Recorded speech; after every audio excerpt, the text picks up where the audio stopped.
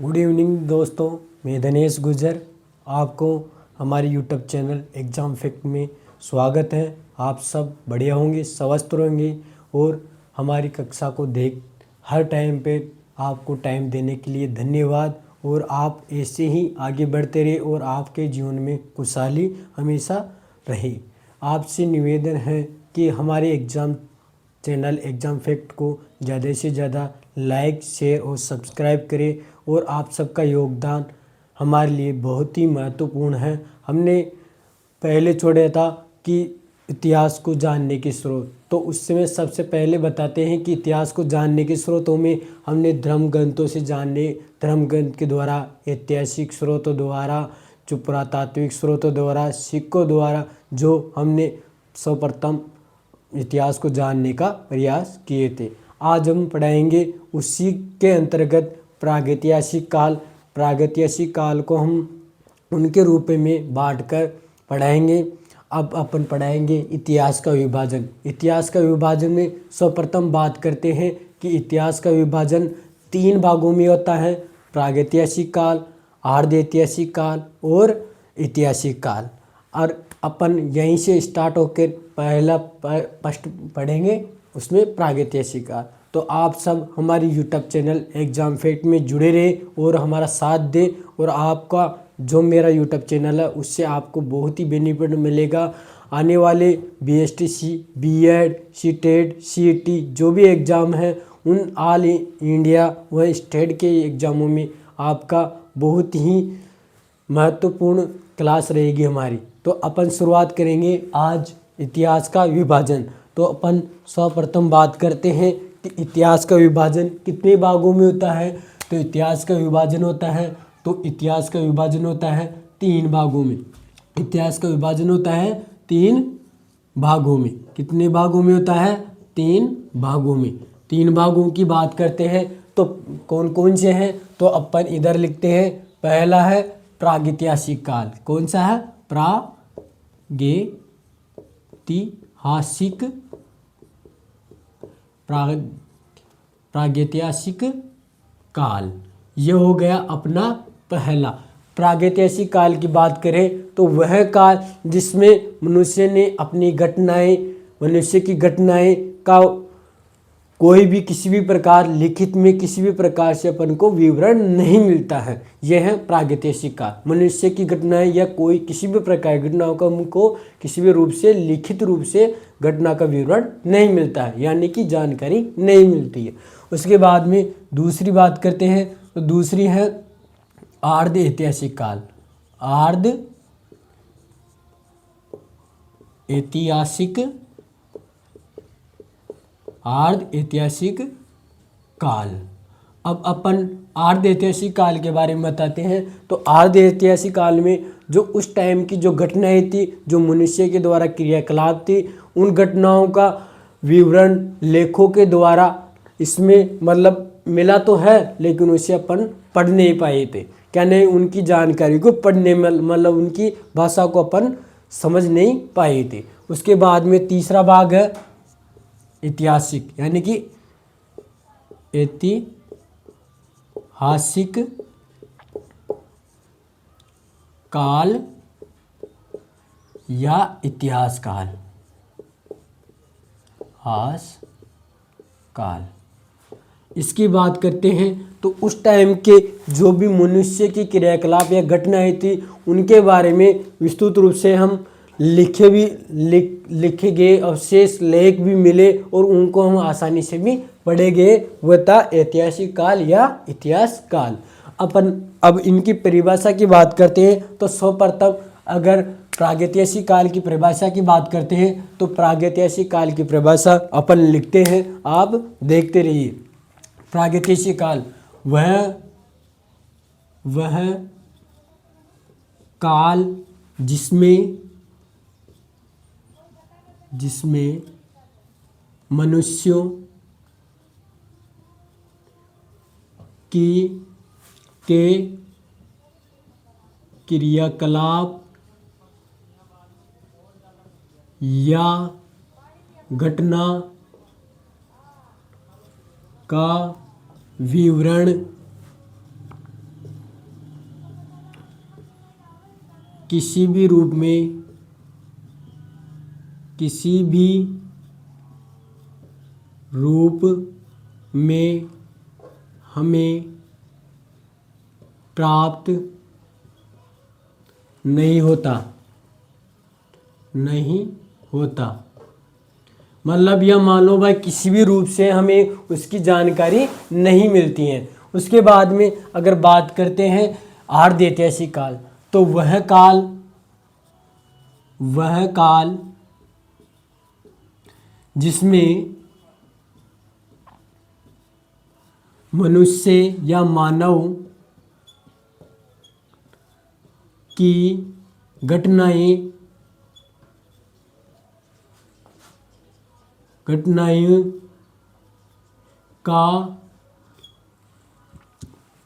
का लिखित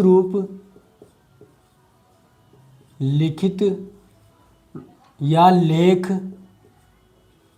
लेखों द्वारा उद्भव हुआ, लेकिन पढ़ा नहीं जा सका। अब इसकी मैं दोबारा से व्याख्या बता देता हूँ कि वह काल जिसमें मानव की जो घटनाएं क्रियाकलाप थी उनकी जानकारी हमें लेखों या किसी शिलालेखों द्वारा तो मिली, लिखित में मिली, लेकिन हम उनकी जो भाषा थी, लिपि थी, उनसे हम पढ़ा नहीं जा सकता था। मतलब लिखित रूप में ही उनके क्या मिले, अवशेष मिले, घटना के बारे में जानकारी मिली। तो अब बात करते हैं इतिहास काल में, ऐतिहासिक काल या इतिहास के बारे में। इसके बारे में वह बात करते हैं कि वह काल जिसमें मनुष्य या मानव के घटनाएं से संबंधित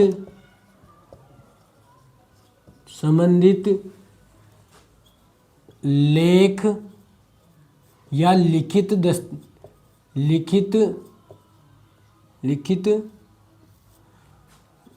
रूप में प्राप्त अवशेष और इस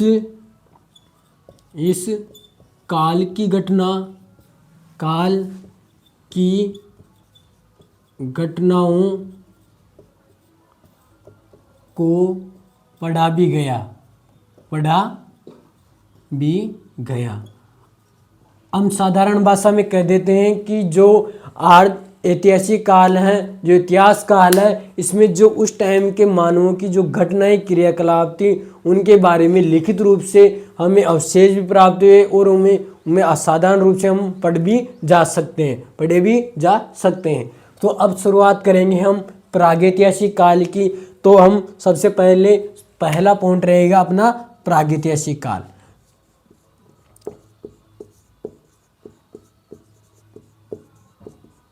प्रागैतिहासिक काल। अब सर्वप्रथम बात इसकी करते हैं तो इसका कालक्रम रहा था, तो उस समय कालक्रम रहा था, यह रहा था 2.5 लाख वर्ष से 2500 वर्ष ईसा पूर्व तक जो इसका क्या रहा था, ईसा पूर्व तक इसका क्या था, कालक्रम रहा था।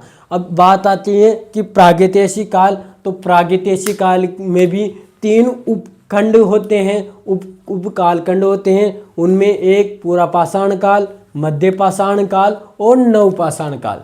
उसमें बात करते हैं तो इसके जो पहला यानी कि बात करते हैं किसके, यानी कि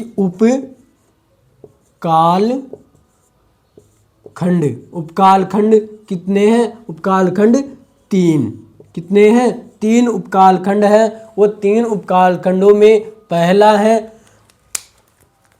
है पुरापाषाण काल। पुरापाषाण काल।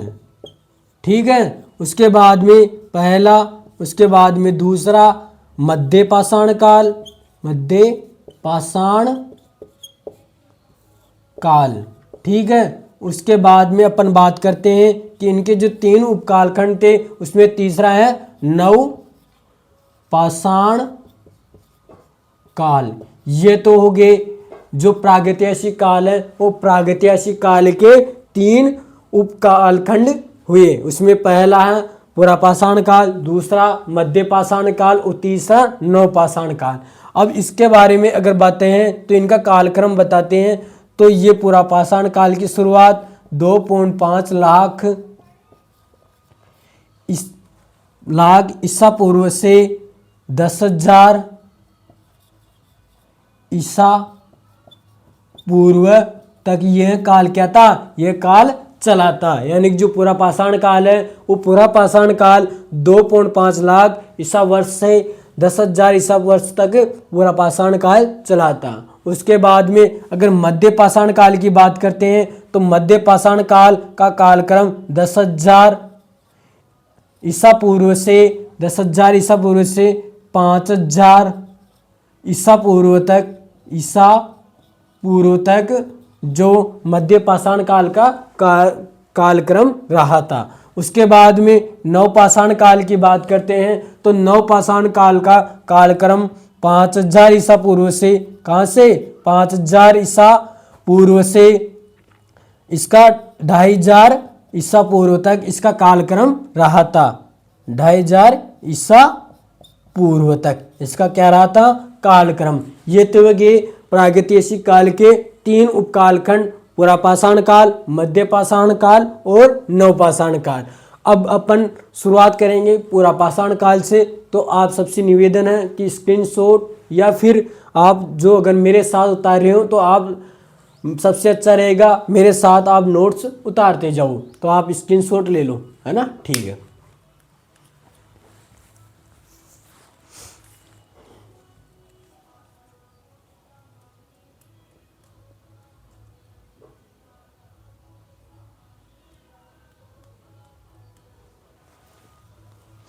ठीक है दोस्तों, आपने उतार लिया होगा। तो अपन शुरुआत करेंगे प्रागैतिहासिक काल के उपकालखंड पुरापाषाण काल से अपन यहाँ शुरुआत करेंगे। तो आपने उतार लिया होगा तो अपन यहाँ पे इनका मिटा देते हैं। ठीक है, इसको भी रहने लेते हैं, यहाँ से अपन सभी को मिटा देते हैं, दोबारा से पॉइंट लगा देंगे। तो इतिहास का विभाजन हो रखा है। इतिहास का विभाजन 3 भागों में, प्रागैतिहासिक काल, अर्धैतिहासिक काल और इतिहास काल। और प्रागैतिहासिक काल की हमने शुरुआत की तो उसके कितने कालखंड थे, तो उसके 3 उपकालखंड थे। कौन से, पुरापाषाण काल, मध्य पाषाण काल और नवपाषाण काल। और इन सब का हमने टाइम पीरियड भी आपको बता दिया गया है। अब अपन शुरुआत करेंगे पुरापाषाण काल की।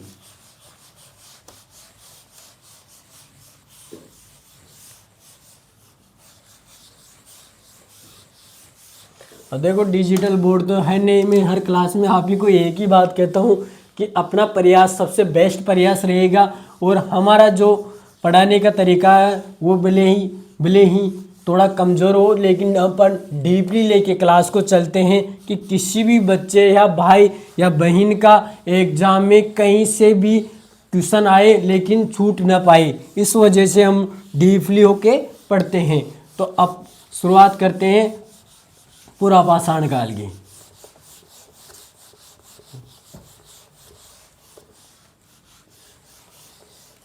ये हो गया, ठीक है।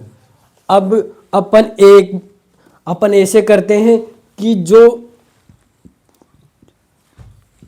3 लाइनिंग कर लेते हैं, उसमें पुरापाषाण काल, मध्य पाषाण काल और नवपाषाण काल, इनको एक ही बोर्ड पे अपन पढ़ लेंगे। तो अपन पहली बात करते हैं प्रागैतिहासिक काल। तो अपन पढ़ रहे थे, उसमें अपन भाग करते हैं, पहला भाग, ये दूसरा भाग और ये तीसरा भाग। इसमें अपन पढ़ेंगे पहले वाले में पढ़ेंगे, पहला है पुरापाषाण काल। कौन सा, पुरापाषाण काल। ठीक है, ये हो गया पहला। उसके बाद में दूसरा है मध्य पाषाण काल। कौन सा? मध्य पाषाण काल। ठीक है। उसके बाद में तीसरा है नव पाषाण काल। कौन सा? नव पाषाण काल। ये हो गया तीनों। अब इनको तीनों को अपन एक ही बोर्ड में पढ़ेंगे, पुरा पाषाण काल, मध्य पाषाण काल और नव पाषाण काल। आपको अगर कालक्रम की बात करते हैं तो कालक्रम आपको मैं बता चुका हूं, लेकिन वापस एक बार वो बता देता हूं। तो इसके कालक्रम की बात करते हैं।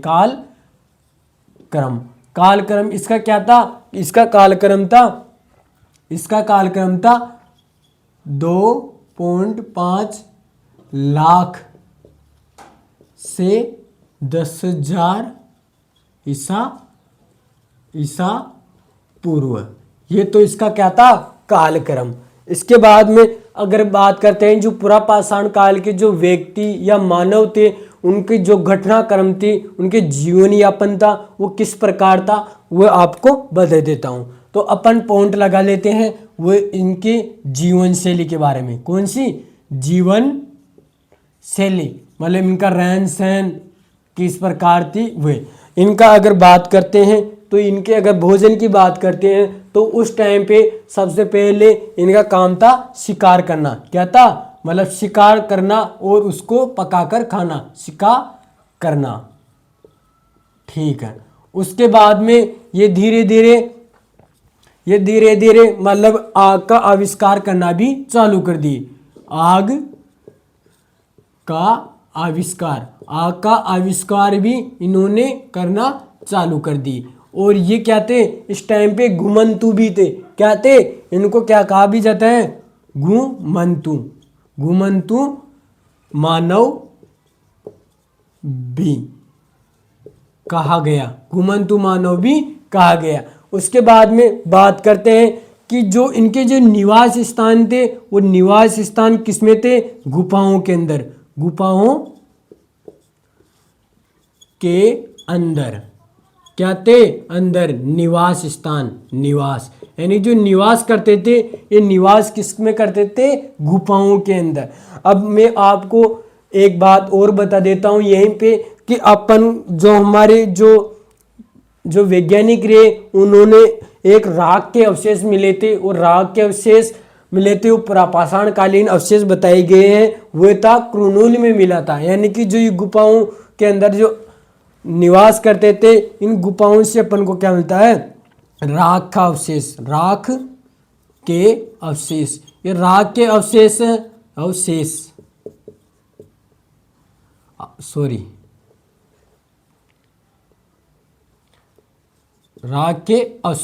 राख के अवशेष अपन को कहां पे मिलते हैं? तो ये राख के अवशेष मिलते हैं करनूल में। करनूल में अपन को क्या मिलते हैं? राख के अवशेष मिलते हैं। उसके बाद में बात करते हैं जो इनके मतलब जो औजार थे, वो औजार क्या थे? इनके औजार थे पत्थर के बने औजार। यानी कि जो ये हथियार उपयोग में लेते थे शिकार करने के लिए, पत्थर के बने कुल्हाड़ी, पत्थर के बने कुल्हाड़ी। और उसके बाद में ये तो हो गई पत्थर के बने कुल्हाड़ी। और इसके बाद में अगर बात करते हैं कि इनके और क्या था, मतलब पत्थर के बने कुल्हाड़ी जो हैंड एक्स बोलते हैं, हैंड एक्स इसे बोलते हैं। ये तो हो गया इनकी गुफाओं में निवास करते थे, राख के अवशेष कुरनूल से मिले, और जो इनके औजार थे पत्थर के बने हुए मिलने। ये हो गया पूरा पाषाण काल। इसके बाद में मध्य पाषाण काल की बात करते हैं। तो मध्य पाषाण काल की बात करते हैं तो मध्य पाषाण काल का कालक्रम था, वो कालक्रम कब से कब था? 10,000 ईसा पूर्व से 10,000 ईसा पूर्व से वे था 5,000 ईसा पूर्व तक इसका कालक्रम था। अगर अब इनकी बात करते हैं कि इनकी जीवन शैली क्या रही, तो अगर इनके जीवन शैली की बात करते हैं तो तो इनकी जीवन शैली है वो जीवन शैली में धीरे धीरे क्या होती है, वृद्धि होती है। कि इन्होंने क्या किया, इन्होंने पशुपालन करना चालू कर दिया और इसके बाद में इन्होंने और क्या किया, इन्होंने जो हथियार है नए नए हथियार बनाने चालू कर दिए, जैसे कि पत्थरों के औजार, कुल्हाड़ी, हड्डियों के औजार, मछली पकड़ने के कांटे आदि इन्होंने इत्यादि वो करी। उसके अलावा अपन और बताते हैं। तो सर्वप्रथम अगर बात करते हैं तो इन्होंने क्या किया, पशुपालन करना स्टार्ट कर दिया। क्या, पशुपालन, पशुपालन क्या, पशुपालन पालना, यानी कि पशुपालन पालना स्टार्ट कर दिया था। और अगर बात करते हैं तो इन्होंने जो पशुपालन पालना प्रारंभ किया वो पहला पशु क्या था, इसका पालतू पशु क्या था, पालतू पशु था, वो पशु था कुत्ता। कुत्ता इनका क्या था, पालतू पशु, यानी कि जो पालतू पशु सबसे प्रिय पशु था वो कुत्ता। कुत्ते ही इसके क्या करते थे, जो शिकार कुत्ते के द्वारा ये शिकार करवाता था। अब बात यहीं पे आती है, जो यानी कि जो अवशेष मिलते हैं अपन को, यानी कि कुत्ते के अवशेष मिले हैं, वो कुत्ते के पूरा पाषाण, ये मध्य पाषाण काल के जो कुत्ते के अवशेष मिलते हैं, वो कुत्ते के अवशेष अपन को दो जगह पे मिलते हैं। एक तो मिलते हैं आदमगढ़, कहाँ पे, आदमगढ़। आदमगढ़ की बात करते हैं तो आदमगढ़ कहाँ पे पड़ता है, एमपी में। और दूसरा अवशेष मिलता है भागौर। कहाँ मिलता है, भागौर।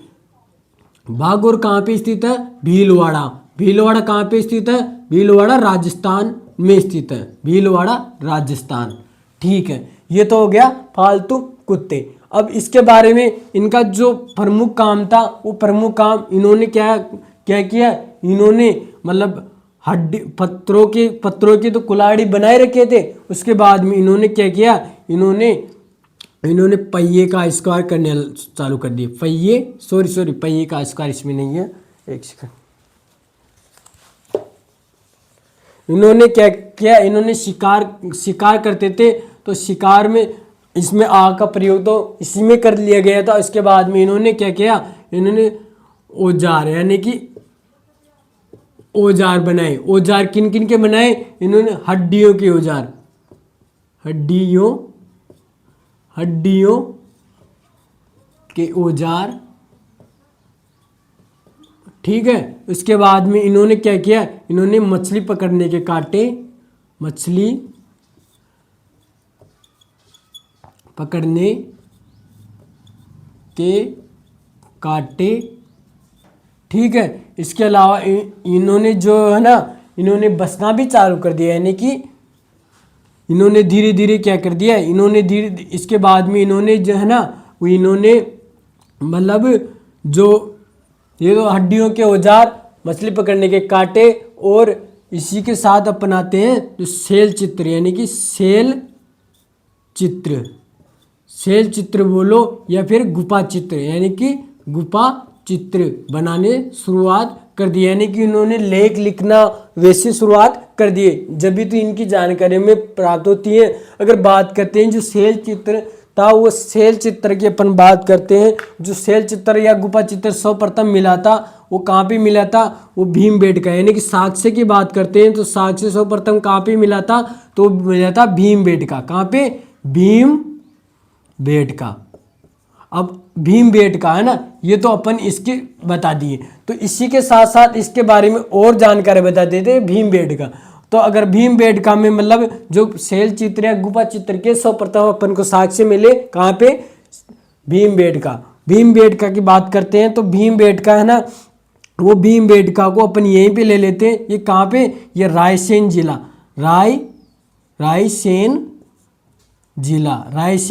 जिला कहाँ पे पड़ता है, रायसेन जिला पड़ता है एमपी में। यानी कि जो भीमबेटका है वो भीमबेटका रायसेन जिला एमपी में पड़ता है। और ये विंध्यन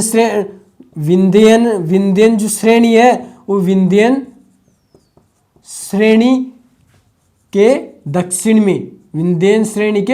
में स्थित है। कहाँ पे स्थित है, विंध्यन श्रेणी के दक्षिण में स्थित है। अब इसके बाद हम बात करते हैं कि इसकी खोज सर्वप्रथम किसने की थी। तो इसकी खोज की बात करते हैं तो इसकी भीमबेटका की खोज किसने की थी सर्वप्रथम, तो वो खोज की थी किसने, खोज की थी डॉक्टर विष्णुधर वाकणकर। डॉक्टर विष्णुधर वाकणकर के द्वारा कब की गई थी? इसकी खोज की थी 1967-68 में। इसकी खोज कब की गई थी? 1967-68 में। इसी के साथ आपको बता देता हूं कि जो भीमबेटका है वो गुफा चित्र अपन को यहाँ से मिले थे। यहाँ पे अगर बात की जाती है कि जो इसे भारतीय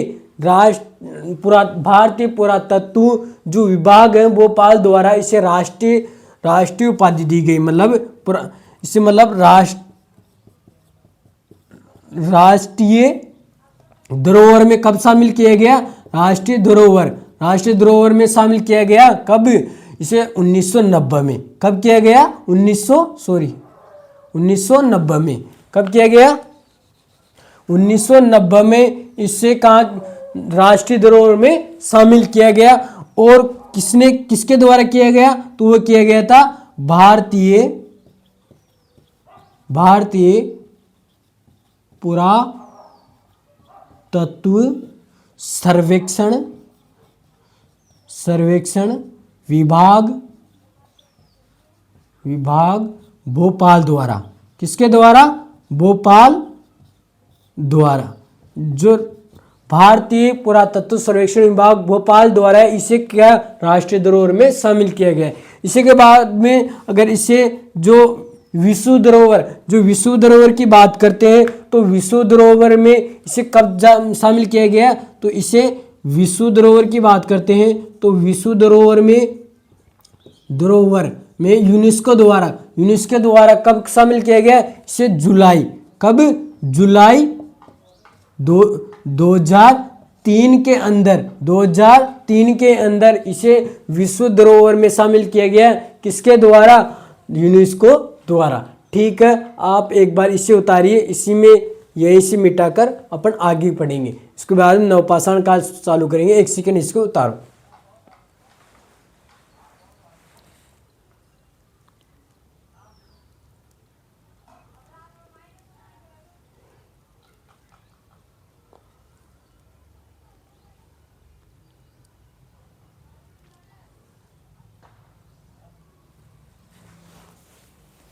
ठीक है दोस्तों, ये हो गया अपना पुरापाषाण काल, मध्य पाषाण काल और नवपाषाण काल अपन पढ़ाते हैं। नहीं तो एक उसमें छोटे अक्षर लिखना पड़ेगा तो आपकी समझ में नहीं आएगा। तो अगर आप इनको उतार लिए या स्क्रीनशॉट ले लिए तो अपन इनको थोड़ा मिटा देते हैं या फिर अपन देखते हैं देखा क्या होता है। तो अपन शुरुआत करते हैं। तो अगर इसकी शुरुआत करते हैं तो इस जो नवपाषाण काल है वो नवपाषाण काल में जो मानवों ने क्या है धीरे धीरे कृषि करना प्रारंभ कर दिया। क्या करना प्रारंभ कर दिया? कृषि, यानी कि जो कृषि कार्य है वो कृषि कार्य प्रारंभ करना धीरे धीरे चालू कर दिया। अगर अपन कृषि कार्य प्रारंभ करेंगे और इसी के साथ साथ पशुपालन भी इन्होंने चालू कर दिया। ठीक है, उसके अगर कृषि कार्य करेंगे तो वहाँ स्थायी बस्तियाँ बसेगी। क्या बसेगी? स्थायी बस्तियाँ, मतलब स्थायी निवास स्थान।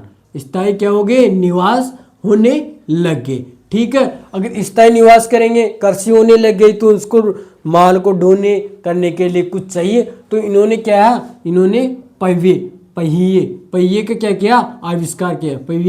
पहिए का आविष्कार इन्होंने क्या किया? पहिए का भी आविष्कार कर दिया। ठीक है, उसके बारे में अब धीरे धीरे जैसे कृषि कार्य प्रारंभ कर दिया, स्थायी निवास का प्रारंभ कर दिया और पहिए का आविष्कार भी इन्होंने कर दिया। तो ये कैसे रहने लगे? ये रहने लगे जैसे कि मतलब सामाजिक परिवर्तन मानो आप इसमें। सामाजिक परिवर्तन भी इसमें देखने को मिलता है। सामाजिक परिवर्तन कैसे मिलता है? जैसे कि अगर पहले क्या था? घुमंतु था, एक व्यक्ति दूसरे थोड़े टाइम यहाँ रहेगा, थोड़े टाइम वहाँ रहेगा। तो अब नवपाषाण काल में क्या था? कृषि कार्य होने लग गया तो स्थायी निवास होने लगे। तो वहाँ पे आसपास सब डर की जगह एक मतलब उस टाइम पे क्या था, जो डर होता था उसकी इसी वजह से सब सामाजिक प्रॉब्लम आपस में हल मिलकर रहने लगे। अपन अब ऐसी बात करते हैं, जो कृषि कार्य की बात करते हैं, तो कृषि कार्य में अपन को जो है ना, वो कृषि कार्य में सबसे पहले अपन को अवशेष मिलते हैं, किसके, गेहूं, किसके मिलते हैं, गेहूं व जौ के। और अब हम बात करते हैं गेहूं और जौ के अवशेष सर्वप्रथम कहाँ पे मिलते हैं, तो गेहूं और जौ के अवशेष सर्वप्रथम अपन को मिलते हैं कहाँ पे, मेहरगढ़, मेहरगढ़। अब अपन पूछा जाए कि मेहरगढ़ कहाँ पे स्थित है, तो मेहरगढ़ यह स्थित है पाकिस्तान में। कहाँ पे स्थित है, पाकिस्तान के अंदर, पी के मतलब पाकिस्तान में। अब यहीं पे बात करते हैं कि मेहरगढ़ है, ये बोलन नदी के किनारे स्थित है। कहाँ पे, बोलन नदी, बोलन नदी के तट पर स्थित है मेहरगढ़। और यही मेहरगढ़ से क्या प्राप्त होता है, यही मेहरगढ़ से अपन को, यही मेहरगढ़ से अपने यानी कि साक्ष्य प्राप्त होता है, मानव के साथ बकरी, एक कब्र में मानव के साथ बकरी के साक्ष्य, यानी कि मानव के साथ बकरी को दफनाने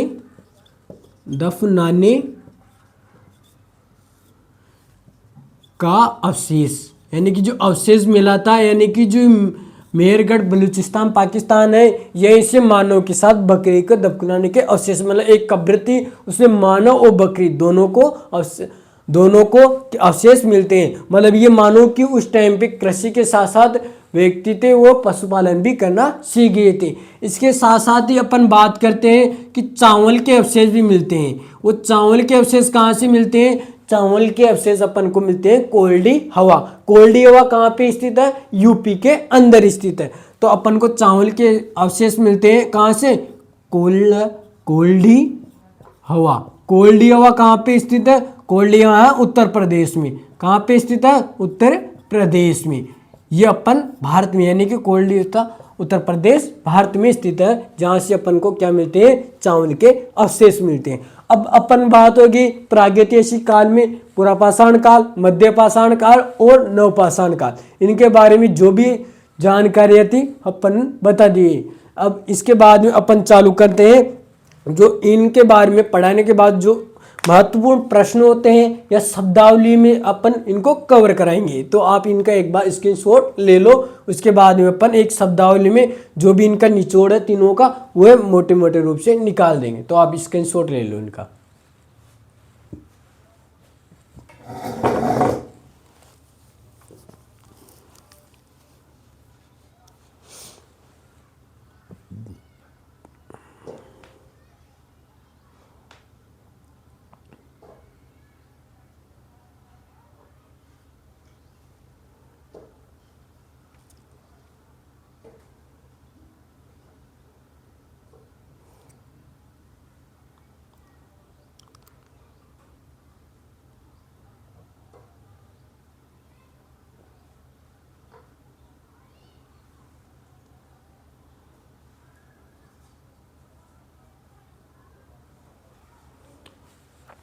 ठीक है दोस्तों, आपने इनका स्क्रीनशॉट ले लिया होगा या फिर आप इनको उतार रहे होंगे मेरे साथ।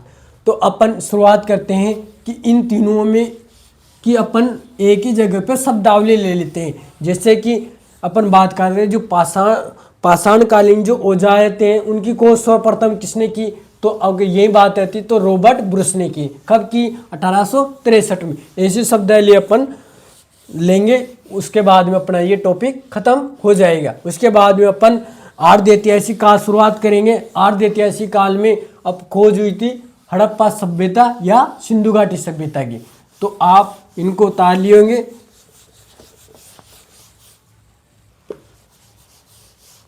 मिटने क्यों कम लग गए।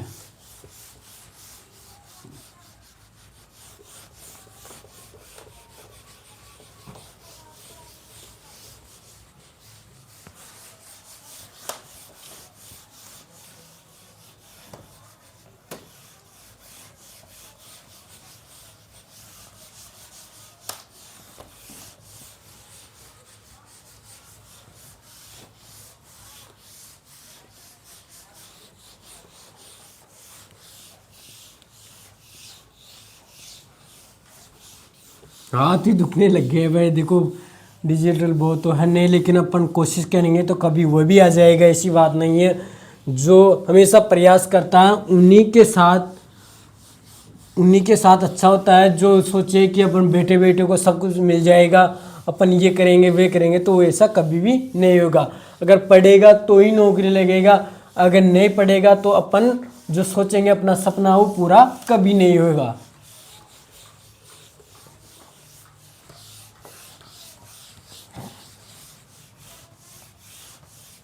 ठीक है, चलो अपन शुरुआत करते हैं अपने। अब इनमें अगर बात करते हैं शब्दावलियों की बात, तो अगर शब्दावलियों की बात करते हैं,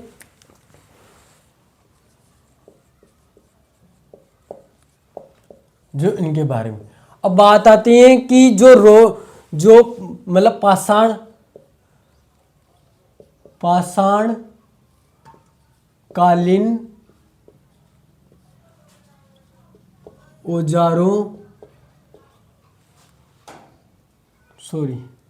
औजारों की सर्वप्रथम खोज। तो सर्वप्रथम खोज किसने की थी? वो सर्वप्रथम खोज की थी रॉबर्ट ब्रूस ने। किसने की थी? वो किसने की थी? रॉबर्ट ब्रूस ने। किसने की थी? रॉबर्ट ब्रूस ने। कब की थी? वो की थी 1863 ईस्वी में। अब इसके बाद में बात आती है कि जो भारत है, वो भारत में सर्वप्रथम मानव के साक्ष्य कहाँ से मिलते हैं। तो भारत में पहला पॉइंट हो गया। उसके बाद दूसरा, भारत में सर्वप्रथम मानव साक्ष्य है। मानव साक्ष्य कहाँ मिलता है? वो मिलता है नर्मदा घाटी। कहाँ पे मिलता है? नर्मदा घाटी में। नर्मदा घाटी में कौन से स्थान पर? यहाँ पे एक हथनोरा स्थान है। कौन सा? हथनोरा स्थान पर जो प्राचीन जो मानव के साक्ष्य मिलते हैं, यह हथनोरा कहाँ पे पड़ता है? एमपी में। कहाँ पे पड़ता है? एमपी में। इसके बाद में अगर बात करते हैं कि विश्व में सर्वप्रथम मानव के साक्ष्य कहाँ से मिलते हैं, तो बात करते हैं विश्व, यानी कि विश्व में सर्वप्रथम मानव साक्ष्य। तो मानव साक्ष्य कहाँ मिलता है? अफ्रीका में। कहाँ पे? अफ्रीका में। कहाँ पे मिलता है? अफ्रीका में। अफ्रीका में उस मानव का क्या नाम था? तो मानव का नाम क्या था? उस मानव का नाम था होमो सेपियंस। क्या था? होमो सेपियंस। इस मानव का नाम क्या था? होमो सेपियंस। यानी कि जो अपन ने पहली बात बताई, पाषाण कालीन जो औजार थी, उन औजारों की खोज सर्वप्रथम रॉबर्ट ब्रूस ने कब की थी? 1863 में। उसके बाद दूसरा क्वेश्चन है, भारत में सर्वप्रथम मानव साक्ष्य कहाँ से मिले? नर्मदा घाटी, हथनोरा स्थान पर एमपी में। उसके बाद में तीसरी बात, विश्व में सर्वप्रथम मानव साक्ष्य कहाँ से मिलते हैं? तो वो मिलते हैं होमो सेपियन, अफ्रीका में मिलते हैं, और उस व्यक्ति का नाम था होमो सेपियन। इसके बाद में अगर बात करते हैं जो मध्य पाषाण काल है, मध्य पाषाण काल की खोज सर्वप्रथम किसने की थी?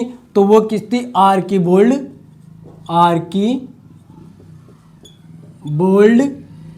कार्लाइल ने। किसने की थी? आर्कीबोल्ड कार्लाइल ने। ये थी मध्य पाषाण काल की सर्वप्रथम खोज। किसने की थी?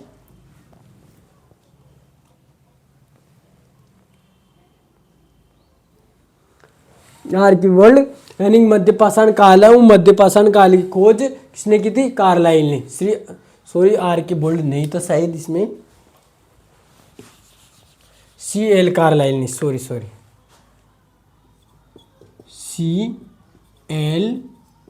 कार्लाइल ने। कब की थी? ये की थी इन्होंने 1957-58 में। कब की थी? 1957-58 में। कब की थी? 1957-58 में। अगर बात की जाती है कि जो सर्वप्रथम, यानी कि तांबे की कुल्हाड़ी सर्वप्रथम तांबे की कुल्हाड़ी कहाँ पे मिलती है? तो सर्वप्रथम तांबे की कुल्हाड़ी मिलती है अतिरपक्कम। कहाँ पे? अतिरपक्कम। अतिरपक्कम में मिलती है। ये अतिरपक्कम कहाँ पे मिलती है? ये अतिरपक्कम चेन्नई। कहाँ पे? चेन्नई। चेन्नई कहाँ पे स्थित है? चेन्नई तमिलनाडु में। कहाँ पे? तमिलनाडु में स्थित है। यहाँ से क्या मिलती है? तांबे की कुल्हाड़ी अपन को मिलती है। उसी के बाद में बात करते हैं कि जो सर्वप्रथम जो मानव कपि का साक्ष्य मिलता है वो कहाँ से मिलता है? यानी कि सर्वप्रथम मानव कपि का साक्ष्य, मानव कपि का साक्ष्य कहाँ मिलता है? तो मानव कपि का साक्ष्य सर्वप्रथम कहाँ मिलता है? वो था श्वेत भू। कौन सा था उस मानव कपि का नाम? श्वेत भू गिबन इस व्यक्ति का नाम था। और ये कब कहाँ पे मिलता है? असम के अंदर। ये इसका साक्ष्य अवशेष मिलता है असम के अंदर। यानी जो सर्वप्रथम मानव कपि का साक्ष्य मिलता है श्वेत भ्रू गिबन, जो असम के अंदर मिलता है। उसी के साथ साथ अगर बात करते हैं कि उसी के साथ साथ ये तो हो गए अपने 4 पॉइंट, और इसके अलावा और भी बता देता हूं मैं।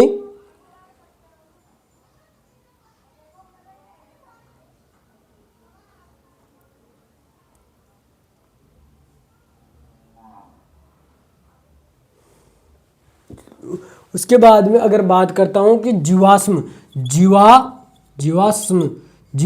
के अवशेष मिलते हैं। वो जीवाश्म के अवशेष वो सर्वप्रथम कहाँ पे मिलते हैं? अवशेष वो कहाँ पे मिलते हैं? वो शिवालिक की पहाड़ियों में। कहाँ पे? शिवालिक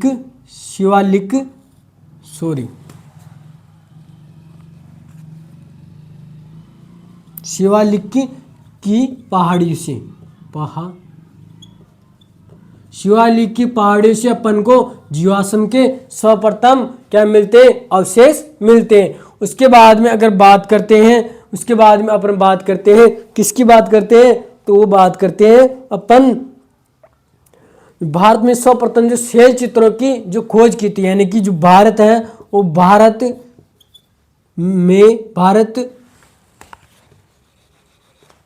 में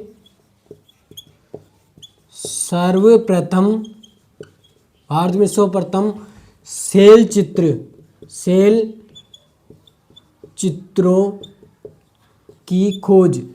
चित्रों की खोज किसने की थी? वो की थी आर्कीबोल्ड। सॉरी वहां पे गलत बता दी थी, लेकिन यहाँ पे सही आर्कीबोल्ड कार्लाइल ने। किसने? कार्लाइल ने।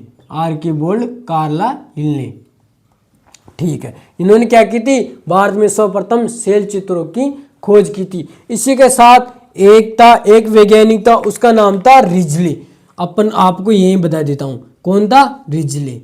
वो रिजले था, वो उस टाइम का भारत का सचिव माना गया है। यानी कि जो भारत है वो भारतीय सचिव, यानी कि इसे भारतीय सचिव। ये कौन था? भारतीय सचिव। ये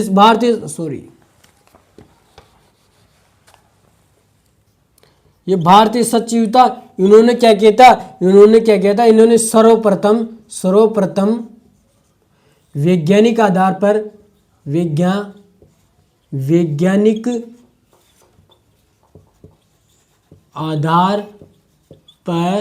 भारत की जनसंख्या